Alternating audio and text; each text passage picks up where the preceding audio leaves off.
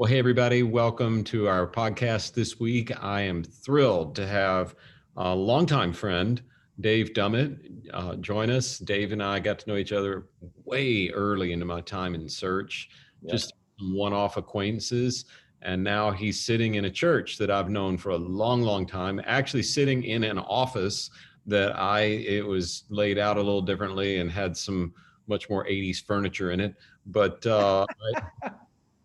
that I sat in many, many times as a young pastor and learned a lot about what it means to be a pastor. So Dave Dummitt is the senior pastor at Willow Creek Community Church, which is in Chicagoland, and they have locations throughout Chicagoland. But I believe you're in South Barrington right now Yep. at the what do we call it, the broadcast campus or the main campus or what have you. So Dave, welcome. Thanks for joining us. Thank you, William. Thanks for having me. It's good to be here. Yeah, I'd love to. I think this may be one of the first times I've gotten to sit down with you since you went to Willow. A lot of people know Willow Creek. If you're old like me, you cut your teeth on church stuff, just learning from Willow. And you've been there a while now, but I'd love for people to hear a little bit about your story and how you ended up where you are right now. Sure. Yeah, well, thanks. I was at 242. We started a church over in Michigan. We were there 15 years. Things were up and to the right, things seemed healthy and we were happy and raising our family there. And then we got this call from you. In fact, I love the way you said it. I hope I'm not exposing too much. You can cut this out later, but I get a text from William Vanderbloemen that just says, I say Willow, you say question mark. And that was how our conversation started. And if you recall, I pretty quickly said, man, you know what?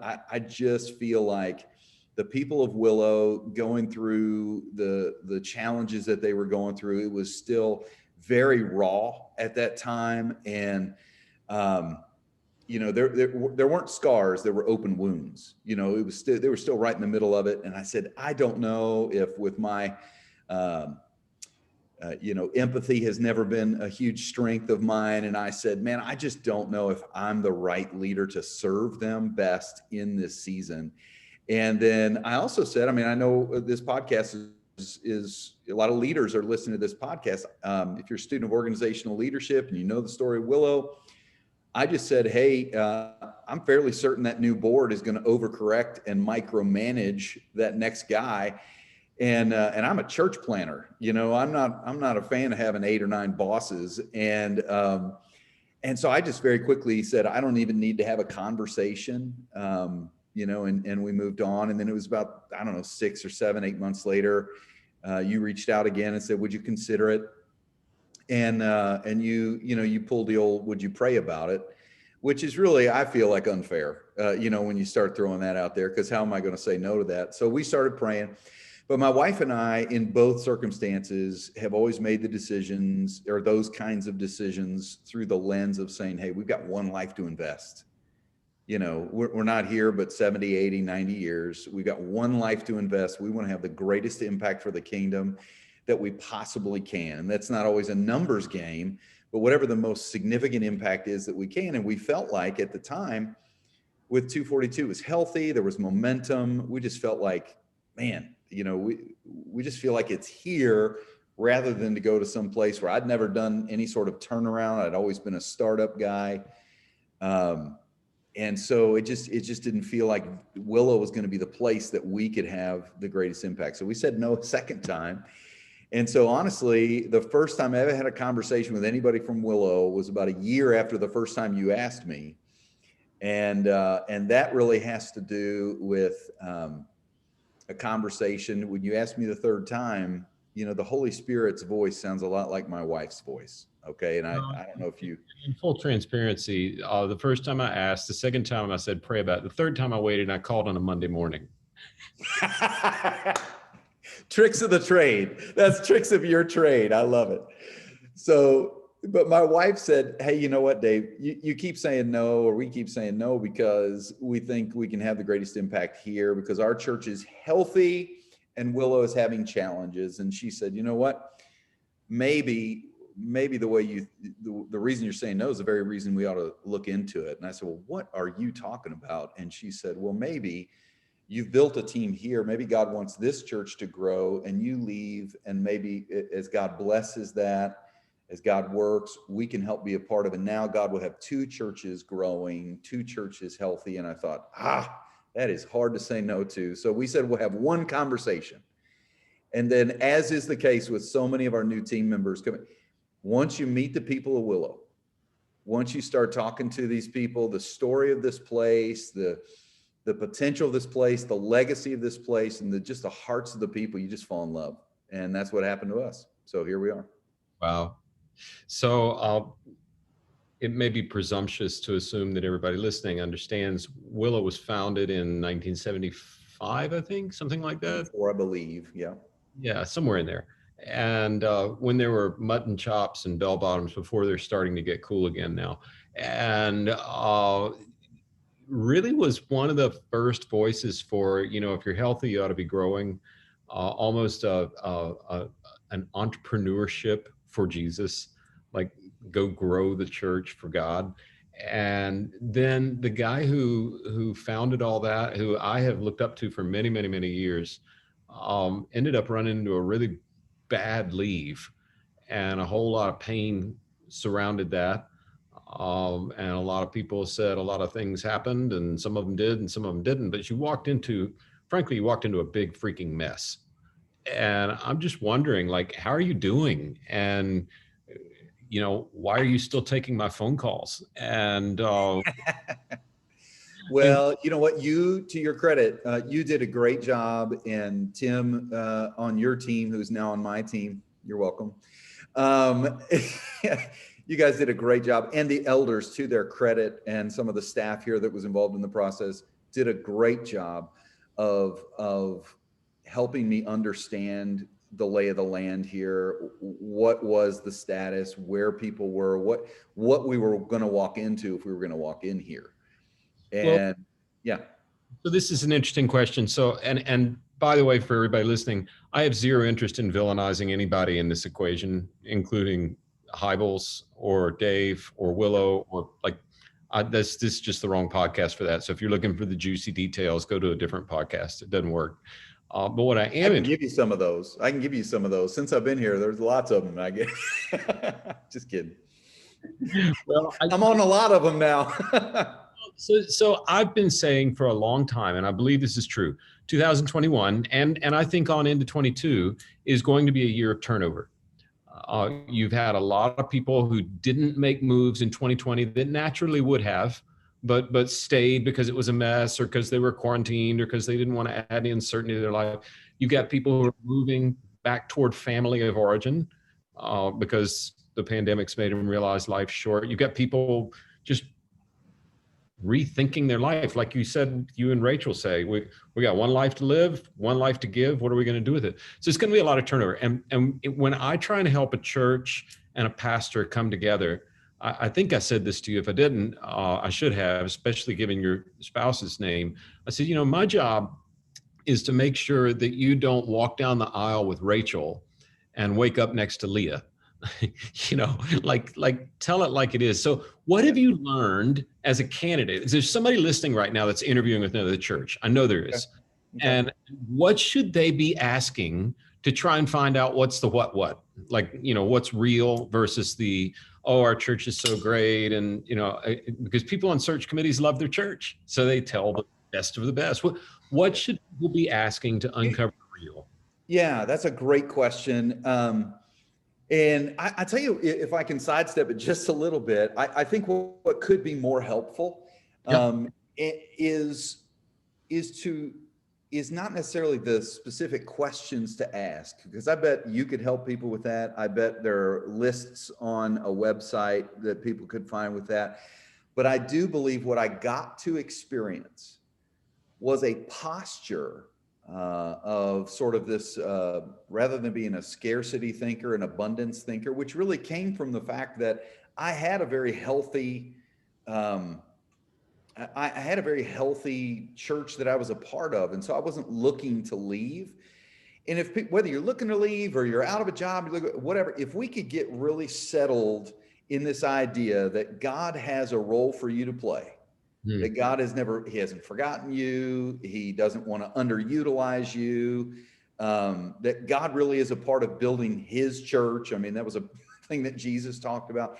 And if we could walk into those situations with that mindset, then I think we could ask tough questions. I think we could, not avoid any of the, I think that's where a lot of the confusion or lack of digging comes from, is that people are afraid to ask tough questions. So to your point, to get specific, and I didn't do this in a cavalier way. I started asking really tough questions. One of which was, guys, I'd like to know, what would be up for grabs to change at Willow?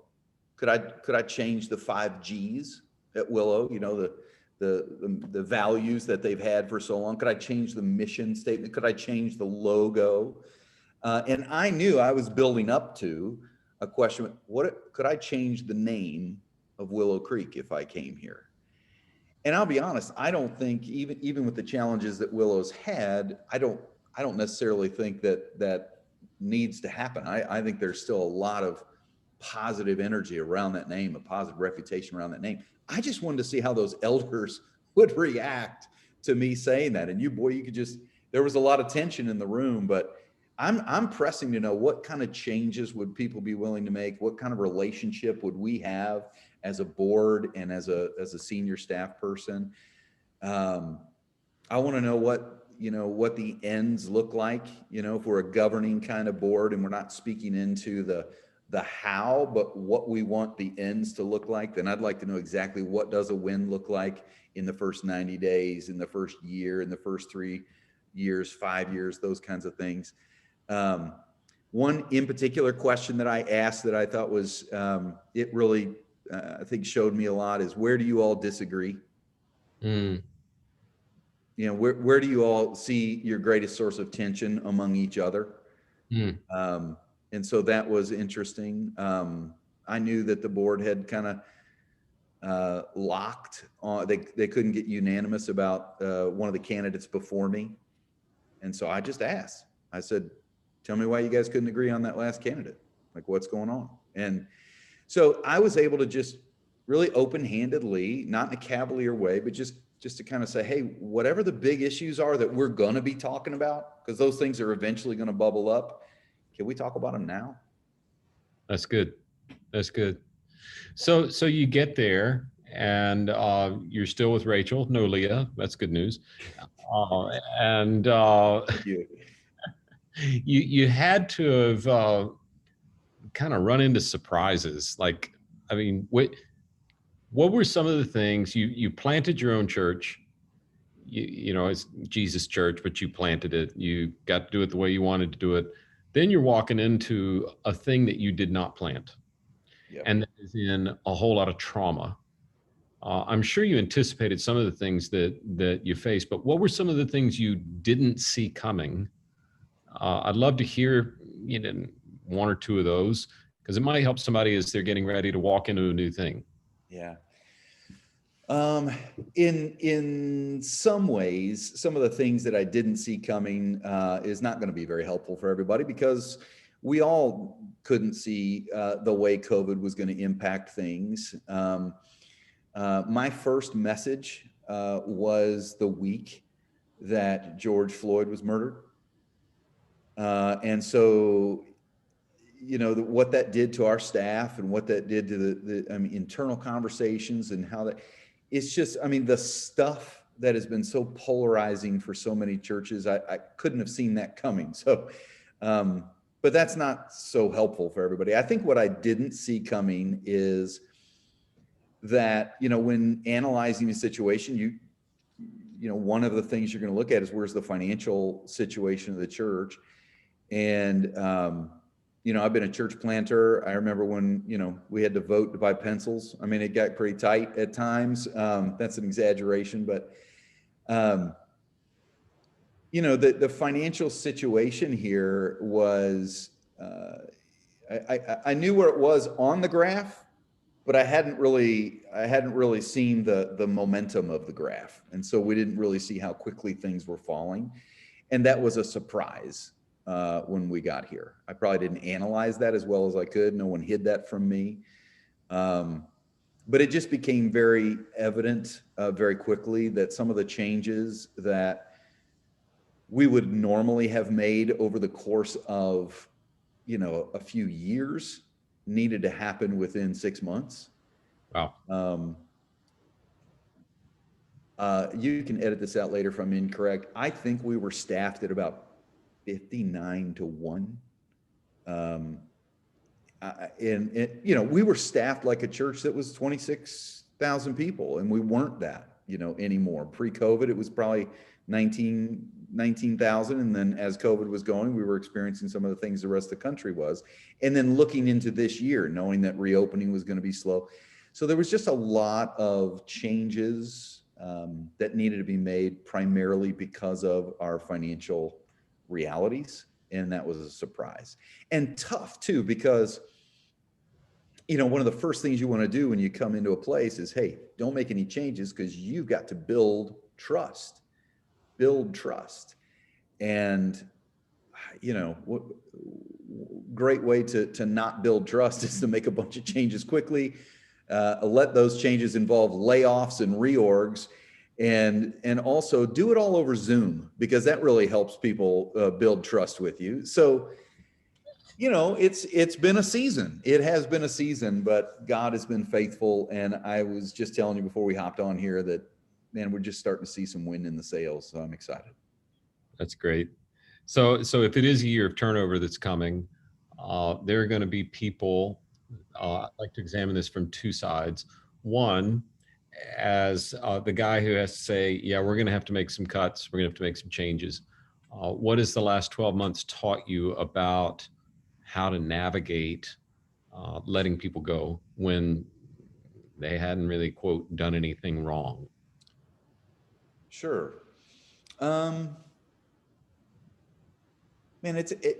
I don't know what too generous is on, exit packages or financial care packages. I really don't know. What I saw the guys do here was just so caring and so generous from a financial standpoint. And I think, I'm really glad we did that. I'm really glad we did that.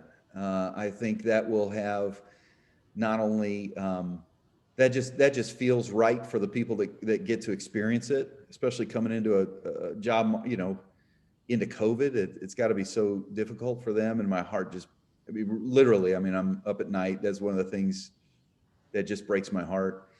But I'm glad we got that. It's also good for our organization, honestly, as I see sort of the ripple effects of people going, hey, we understand why this needed to happen. Honestly, the leadership's been really generous to us on the way out. And, and so in some ways we were creating culture by the generosity and the care that was given to those people. And, I give credit to Tim and to some of our XPs, and it just super thrilled with the way that they went through that. Well, I think the other thing is clarity is kindness. Clarity is kindness.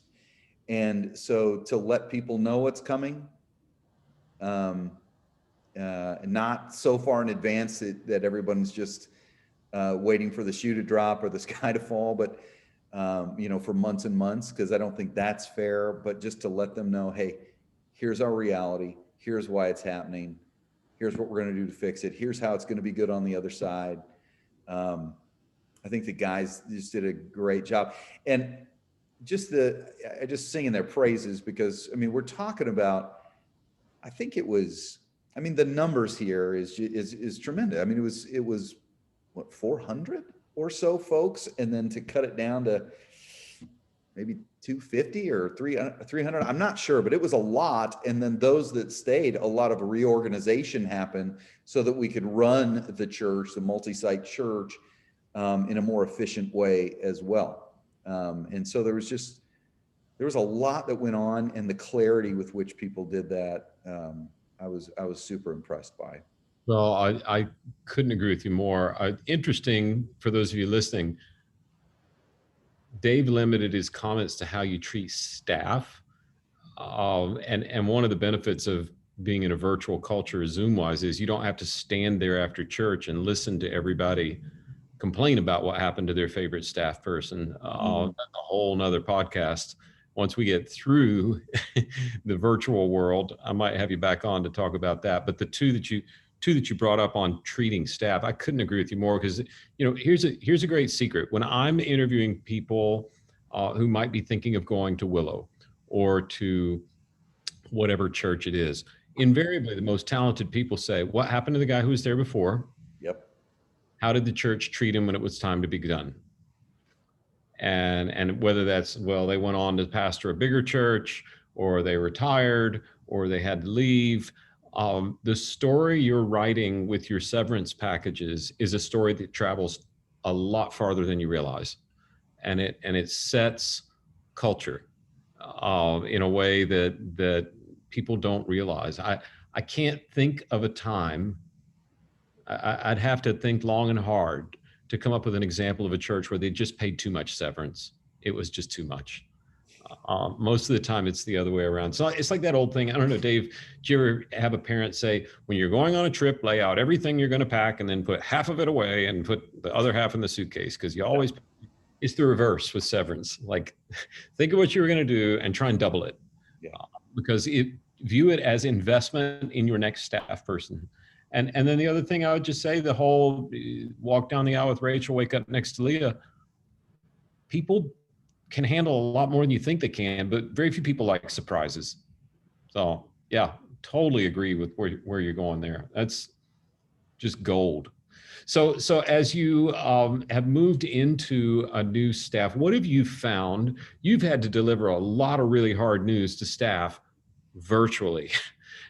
And while I think we're going to see a finish line to the pandemic in the next several months, and we're going to see people start to get together, I don't know that virtual is going to go away. So what have you learned about communicating hard news virtually that might be helpful to people? I do think we have had, obviously had to communicate hard news virtually. I think the why is super, super important. Why are we doing this? Why do we feel like it's the right decision? Why do we feel like it's going to help? Those kinds of things. But I'm going to push back. If there's any leader out there that's laying somebody off over Zoom, man, I got a mask right here. Okay. Take this mask and go find somebody in person. You don't deliver that. Personally, I would never want to see somebody deliver that news over Zoom. And I don't know. And maybe, I want to take the pandemic seriously, but stay 7 feet apart, get your 2 masks on and deliver that news in person, because I think you cannot, we can go so far like this, but there's no substitute for being in a room with somebody. And I honestly believe there's a sense in which going that extra mile as a leader that says, you know what, yeah, I could probably get this done quicker to Zoom this thing, but I'm going to come to your home, or I'm going to visit. I don't know. I just have a hard time imagining. I actually, before this podcast, I was listening to another podcast, and someone was talking about delivering that kind of news over Zoom. And I just, yeah, it seems hard for me to swallow. I'm going to be honest. That seems hard. I get called for being a curmudgeon a lot when people say, "Oh, virtual worship's the way it's always going to be." If virtual were the equivalent of in person, then Jesus would have just zoomed it all in. I mean, why bother with the manger, right? Yep. It just, yeah. I don't know if you remember the people like me who live the consultant life and are on planes a lot, watch this little known movie called Up in the Air. It's George Clooney and, I can't remember, Anna Kendrick. And she's the young protege. He gets hired by companies to go fire people He flies in and does corporate layoffs for them and gives them packages. Wow. And she's going to innovate and disrupt the industry. So she comes up with a video platform to do it. And the first person she lays off over video kills himself. And like, Wow. and making a point, like there's just some things you can't do virtually. Yeah. Yeah. Yeah. And I, and I'm pushing our staff too, like where we can, building trust. I mean, we've got to get in rooms with each other. And so, we're following CDC guidelines there, but we are, whenever we can, getting in rooms with people. And I'll add this too, because this is, when you can share a meal, there is something sacred about sharing a meal with somebody. That's why Jesus always got in a bunch of trouble for doing it, is because it took a relationship to another level. And so in the last 8 months, building trust has been number one on the priority list. And for me, whenever I can have people over to our home or share a meal, again, we can be real careful about how we do it, but I'm still trying to get people in rooms because we've got to build trust. So if it is the year of turnover and people are leaving and starting in a new place in the next year, you've been there for a while now. What would some lessons that you've learned just about starting in a new place? I mean, if you can pull the pandemic out of that and just say, here's what I'm going to a place I didn't start and I'm kind of new here. Here's what I've learned that I didn't know a year ago. Yeah. Let's see.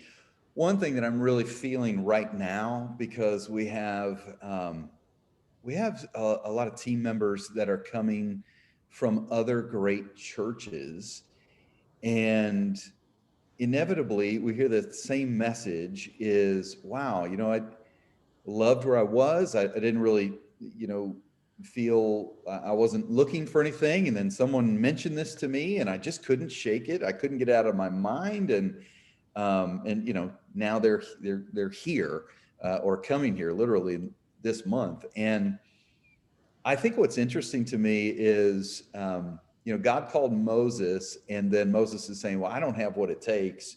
God says, well, you know what, I'll call Aaron.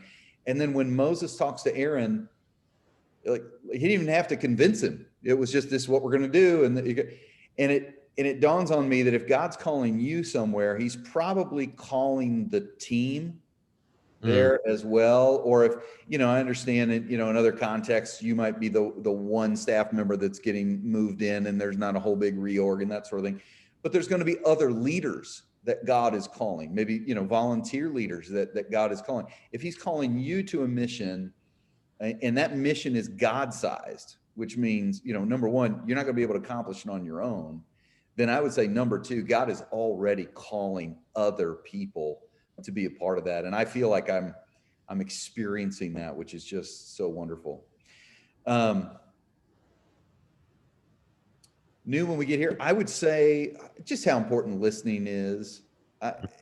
Listening is so important. You come to a place like this, we spent the first month, I mean, it was 6, 7, 8 hours a day, just in meeting after meeting after meeting on Zoom, just having listening sessions with the staff, with key volunteers, with donors. I mean, just any way you could slice the demographics of this church, we wanted to hear from different people and try to understand the story, the struggles, the strengths of this place.